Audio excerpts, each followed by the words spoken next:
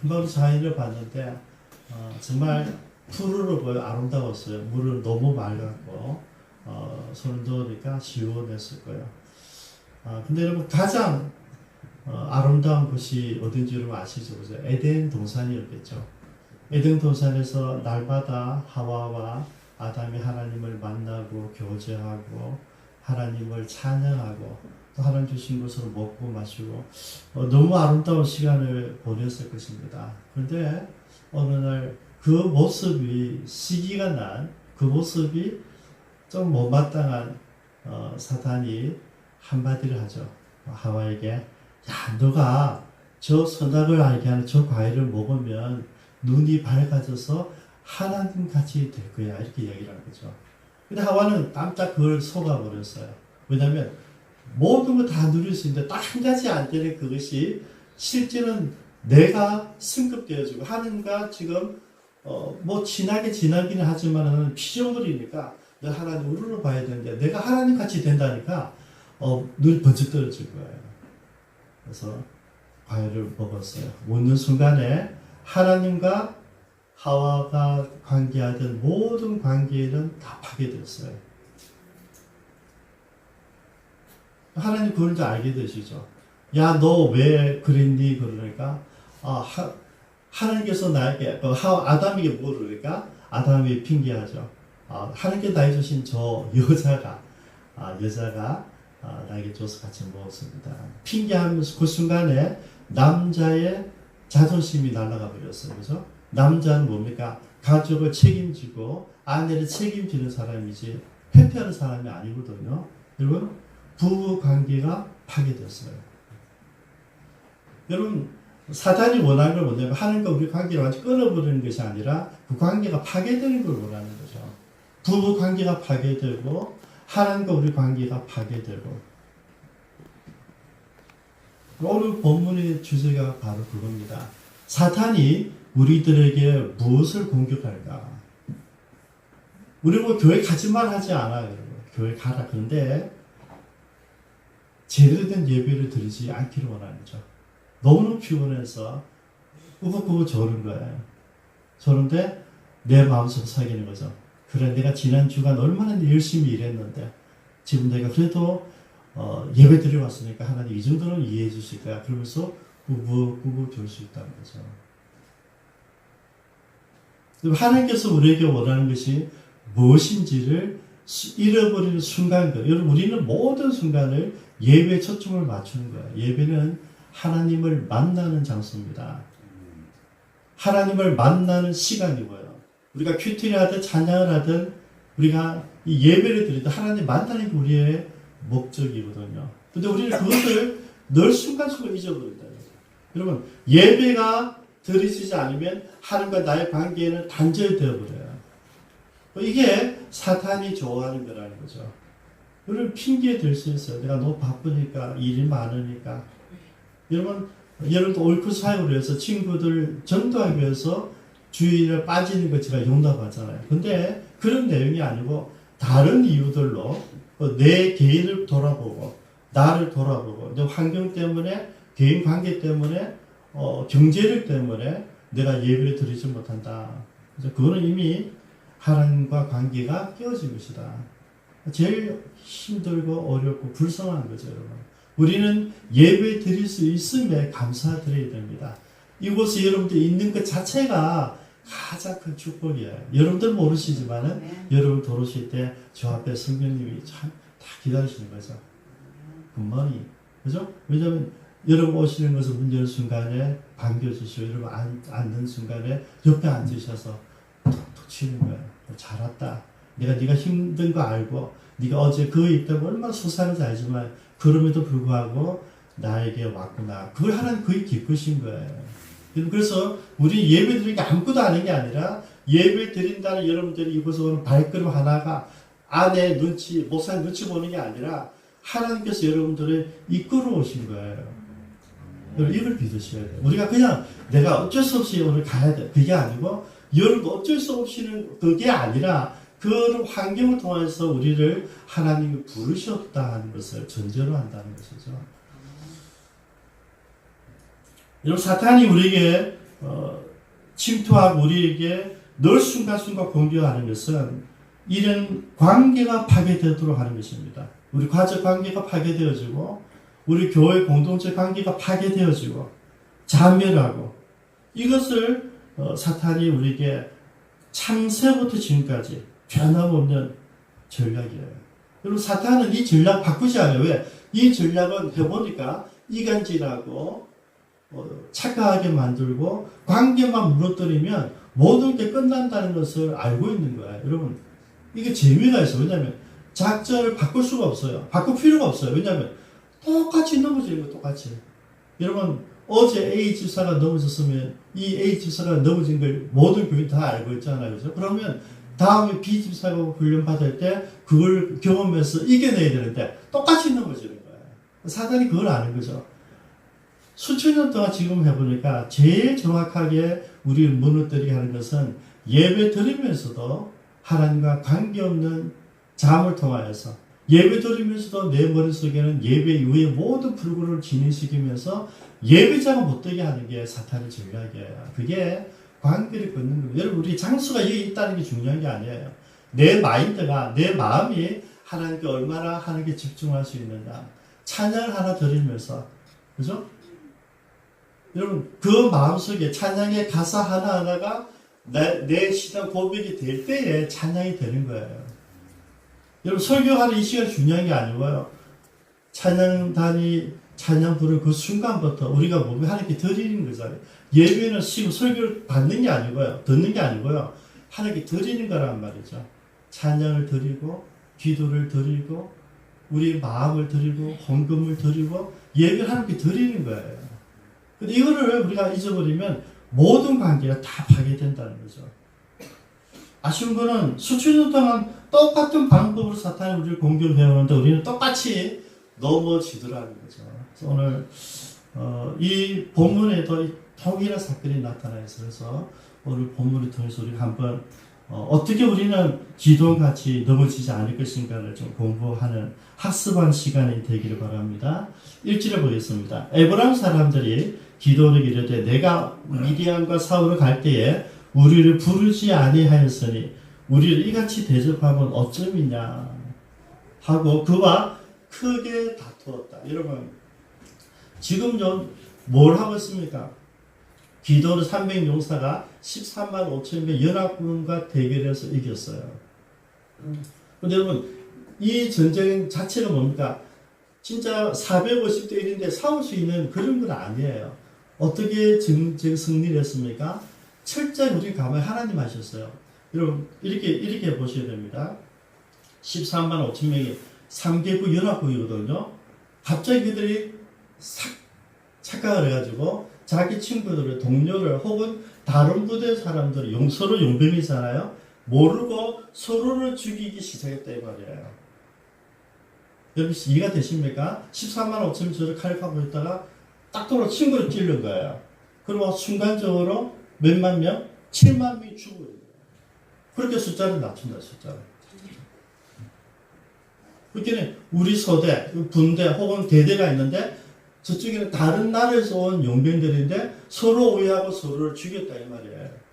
이스라엘 사람들 가만히 있고 횃불만 들고 하나님께 외쳐서 버리는데 하나님께서 그들이 스스로 자기들끼리 자중질환이 일어나서 전쟁하겠다는 거죠. 그래서 12만 명이 죽었어요. 그리고 지금 15,000명이 남아있는데 한 방에 다 죽였는데 정세를 파괴해버리니까 이미 끝난 거죠. 그래서 도망하고 있어요. 여러분, 그래도 도망가고 있는데 그래도 300대 15,000명이에요. 이게 작은 숫자는 아니란 말이죠. 그래서 여러분, 그 사람들이 우리말로 너무 황당하고 너무 당황스러운데 그 마음속에 뭐가 있었겠어요? 두려움이 가득 차 있었어요. 300명이 아니라 3만 명, 30만 명처럼 느껴졌을 거예요. 안 그러게 도망갈 수가 없잖아요. 아니 300명이 하면서 돌이킬 수 있는데 그런 사람이 전혀 없고 그냥 무조건 도망치는 거예요. 근데 그때 이제 나팔을 불어서 모든 이스라엘이 이야기하죠. 패잔병들을 막아라 그랬어요. 여기 24절에 7장 24절에 기드온이 사자들을 보내어 에브라임 온 산지로 두루 다니게 하여 이르기를 내려와서 미디안을 치고 그들 앞질러 벤바라바 요단강에 이르는 수루를 점령하라 지키고 있으란 말이죠. 그러고 나서 25절에 또 미디안의 두 방배 오렙과 스웹을 사로잡아 오렙은 오렙바에서 죽이고 스웹은 스웹 포도주 틀에서 죽이고 여러분 그래서 이 이야기를 들었던 에브라임 사람들이 이 방백 중에 세바가 살만한 놀랍지만은 두 번째 리더가 되는 스웹과 오렙과 스웹도 이제 잡아서 죽였다. 근데 여러분 그 사람들 지금 와서 얘기하는 거죠. 왜 처음부터 우리에게 알리지 않았느냐 이랬어요. 여러분 이게 이제 말이 안 되는 거 아시잖아요. 그죠? 기드온이 나팔을 불 때 전 이스라엘 가운데 물론 가까운 지파가 많이 있었겠지만 32,000명이 왔어요. 그죠? 32,000명이 왔다는 것은 온 이스라엘에 여러분 소문이 났어요. 지금 또 저 해운대 가면 봉화대가 있는데요. 여러분 옛날에 우리가 생각했던 지금 우리 전화 한 통이면 되는데 그때는 어떻게 알았을까? 봉화예요. 그래서 늘 그게 지킬 사람이 있어요. 봉화를 띄울 때 그 봉화의 구름을 보고 불길을 보고 아는 거거든요. 한 번 띄울 때마다 수백 개씩 넘어가는 거예요. 그죠? 빨리 간 거죠, 여러분. 그때 여러분, 기드온이 일어섰어. 그러면 그때 32,000명이 왜 달려왔겠습니까? 그래, 맞아. 이제 이렇게 살 수는 없어. 이제 기도의 하나님 만난 게 맞다면 나 기도와 함께 우리나라를 위해서 내가 전쟁에 나가겠다. 그래서 헌신해서 가족들을 위해서 지파를 위해서 싸우고자 나온 사람들이 32,000명이에요. 장수정 아니잖아요. 한 지파에 다 온 게 아니에요. 여러 지파에 다 왔는데 지금 에브라임이 뭐라 그럽니까? 우리는 몰랐다 그러잖아요. 모르긴 뭘 모르겠어요, 여러분. 에브라임 지파의 리더가 누군지 아세요? 요수아입니다. 에브라임 누굽니까? 요셉의 장자잖아요. 그죠? 요셉은 원래 한 지파였는데 너무 복을 많이 받았으니까 에브라임과 므낫세 두 지파로 나눠지거든요. 그러면 이스라엘 전체 가운데 물론 영적으로 리더십은 유다 지파에 있었겠지만 실제 경제권이나 실제 이 권력과 실제 많은 숫자를 이끄는 사람은 에브라임이에요. 에브라임 지파의 요수아의 그 가문들이 이어가고 있단 말이죠. 굉장히 자부심 있는 그런 지파였어요. 근데 왜 우리가 알리지 않냐? 이거는 그죠? 시비 붙이기 위한 이야기다 이거죠. 이미 알고 있었으면서 방관했다는 것입니다. 그래도 32,000명으로 좀 연합군을 이기지는 못할 거야. 그러면서 가만히 있었을 가능성이 많다. 좀 아쉬운 게 그거예요, 여러분. 우리는 전부 다 똑같이 뭘 다 하기를 원해요. 그렇지만 우리 기쁨 창기 여러분 이미 우리가 원하든 원치 않든 소그룹별로 셀이 구성되어진 교회로 바뀌어져 있어요. 여러분 소풍 가는 이유가 뭐냐면 저는 장소가 구애되지 않는다고 하는 이유가 뭐냐면 소풍 가서 우리가 똑같이 예배 드리고 식사하고 그 다음에 여러분 이번에 제가 리크루트를 안 한다 그랬잖아요. 그죠? 소그룹별로 거기에서 내원사철까지 산책하는 조별로 산책하고 조별 앉아 교제하고 조별로 장기를 뜨든 바둑을 뜨든 보스톱을 하든 이런 프로그램들을 하려고 제가 교회가 왔었어요. 장수만 이제 바뀌었을 뿐이죠. 근데 여러분 세례교회라고 하는 것은 뭐냐면 같이 어울린다는 것이죠. 어울린다는 것. 여러분 우리가 기쁨 창교의 교인으로 살아가면서 한 주간에 한 번 같은 지체들끼리 같은 그룹끼리 모임이 있느냐 없느냐 굉장히 차이가 있습니다. 제가 어저께 소풍 가서 해야 되는 조별 가지고 조별을 짜봤어요. 그러니까 우리 성인석 집사님 가정과 일석이 집사님 가정이 합해가지고 우리 시사를 준비했어요. 강주인 집사님 가정은 부모님 가정하고 부모님하고 같이 시사를 준비했고요. 심예 집사님 자기 가족과 청년들 같이 준비했고요. 저희 가정과 우리 장로님, 선교사님, 지집사님은 김연욱 권사님이 가족들과 함께 준비를 했어요. 그죠? 원래 5조로 나눴는데 김연욱 권사님 우리 팀을 포용을 해버렸어요. 그죠? 집사님과 이틀 동안 출장 갔다 왔기 때문에 그거를 미리 아시는지 모르신 분 모습이 감사하게도 권사님이 다 받아주셔서 그래서 네 그룹으로 오늘 도시락을 사온 거예요. 이게 뭐라고요? 공동체 훈련이라고요. 여러분 소풍 가는 목적은 소그룹별로 우리가 교제하고 기도하고 산책하는 거예요. 우리 안에 마찬가지로 오늘 또 예배 마치고 식사 이렇게 조별로 오늘 조별 보통 교회 예배가 아니고 오늘 조별로 할 거예요. 조별로 준비한 그대로 이게 바닥에 앉든지 관대성에 앉든지 목양실에 앉든지 해서 조별로 앉아서 소풍을 즐기는 거예요. 그게 공동체입니다, 여러분. 공동체는 시비 붙이는 사람들이 아니에요. 공동체는 서로가 격려하고 권사님 전화 왔더라고. 목사님 사모님 있어. 사모님 집사람 지금 출장 왔다고요. 그러면 목사님 장로님 막 성에서 내가 다 준비할게 그러시더라고요. 순간 좀 감동이 있었어요. 왜냐면 내가 고민하고 있었거든. 마누라가 언제 어떻게 해야 되나 고민하고 있었어요. 여러분 공동체가 뭐냐면 서로가 서로를 돌보아주는 거예요. 배려해주는 거죠. 챙겨주는 거죠.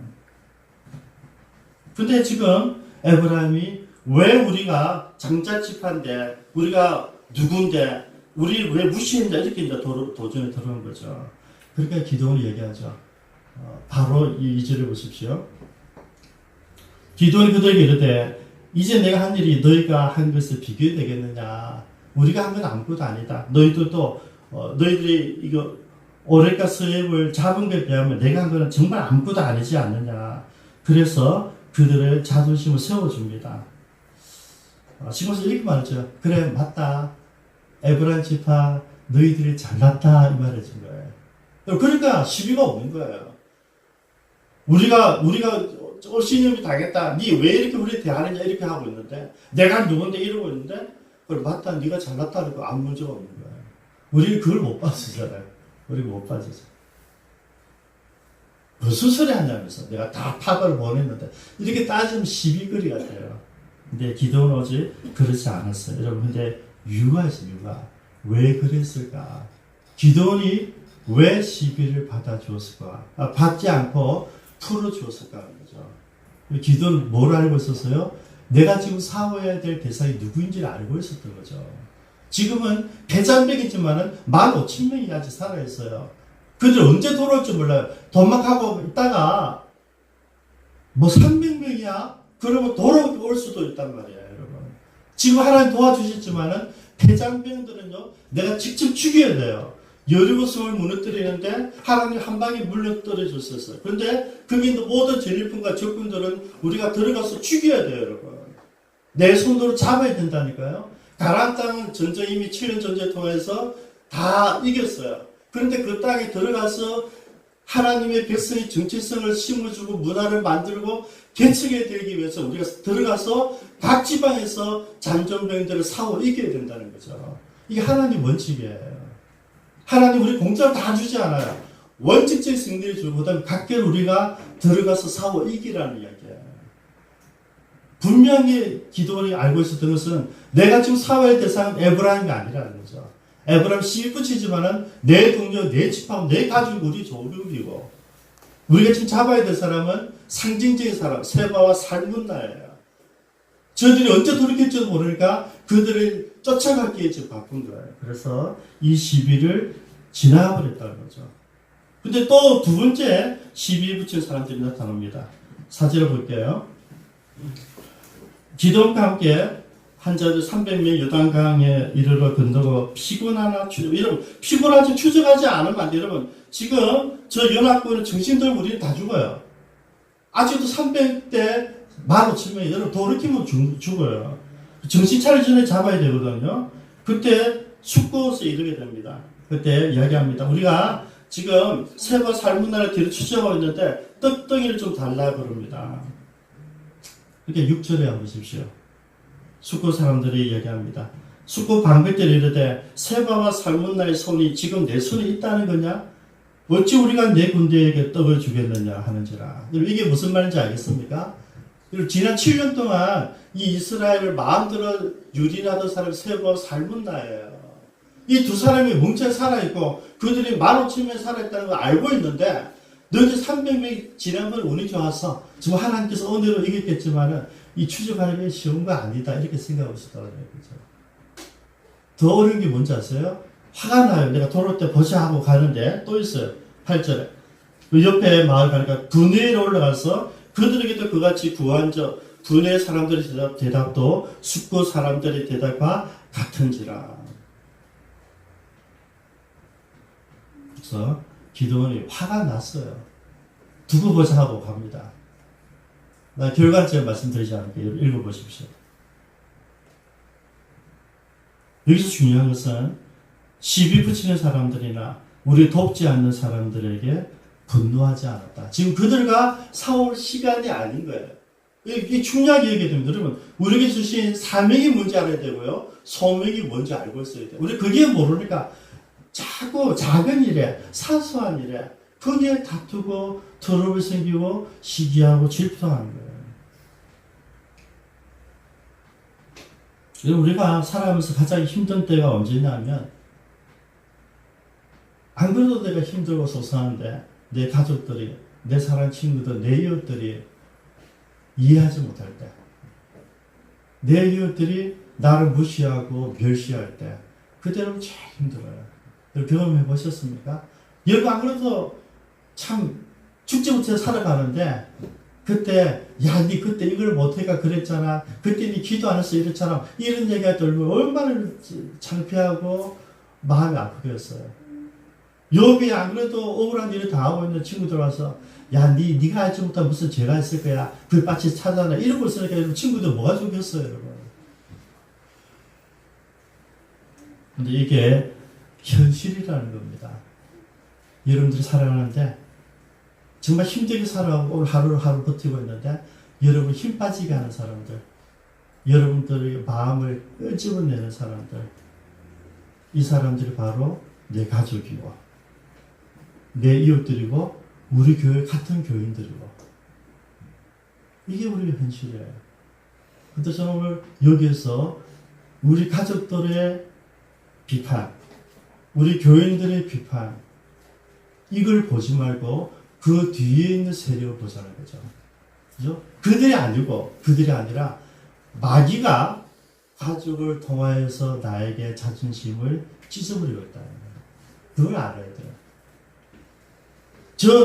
우리 교회, 다른 집사님이, 다른 장로님이, 다른 목사님이 나를 잔실상하게 하고, 나를 비참하게 하고, 나를 무시하고 나를 경홀히 여기고 그때 여러분 그 목사님을 보는 것이 아니라 그 목사님 뒤에 있는 음흉한 얼굴을 갖고 있는 눈만 시크게 보이는 그 세력을 알아야 된다는 이야기예요.